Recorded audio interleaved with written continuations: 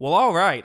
Video coming out a little bit late. I was mowing my yard when this news broke. I can't even get my yard mowed here. Too much news happening. The content game never sleeps. All that stuff. An interesting trade happens here with the Pittsburgh Steelers and the Carolina Panthers. So Kyle and I were just talking on the podcast, and it's funny how you do a podcast and then things completely derail right afterwards. But we're saying on the podcast, Panthers, I kind of defended some of their moves. I know some people have been critical over them, but I kind of defended their moves. But I said at the same time, like, okay, but you need a receiver at some point. You have to go ahead and do that.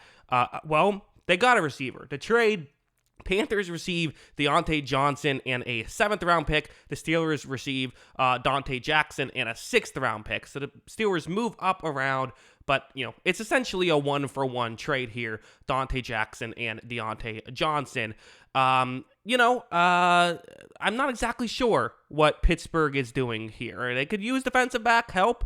I think they were looking to move off of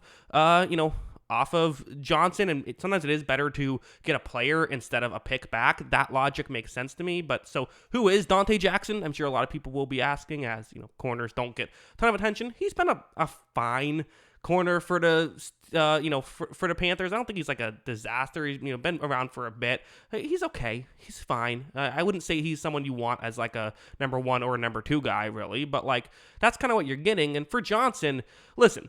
There were Steelers fans that used to say Johnson should be talked about as like a top 10 receiver in football. That was a narrative for a bit. But again, kind of, the joke on the podcast we always say is there's like 40 top 10 receivers in football. Everyone thinks their guy is a top 10 guy. So I get that. He did have the 1,000-yard season in 2021. That looked like kind of his year of, okay, here we go. Going to be like a true number 1 guy. Hasn't quite been that. But I still think it's like a good number 2 option.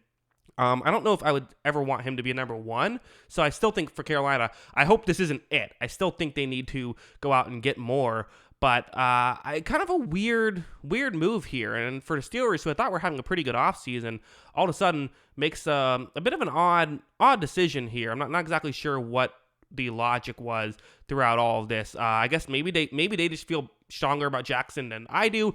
The money thing is definitely going to be a factor, as Johnson, obviously going to get more than Jackson, but still it's a bit of a shock. I think I'm not exactly sure why the Steelers. You could sign Diontae Jackson's on the street. They must just like Diontae Jackson, I suppose, or they just aren't that high on Maybe they just weren't that high on Diontae Johnson and were willing to move off them. I don't know. Kind of a weird move. But yeah, I'm sure some Steelers fans in the comments will have their reasoning. So let me know what you think in the comments below. Always love hearing from y'all. And of course, as always, thanks for watching.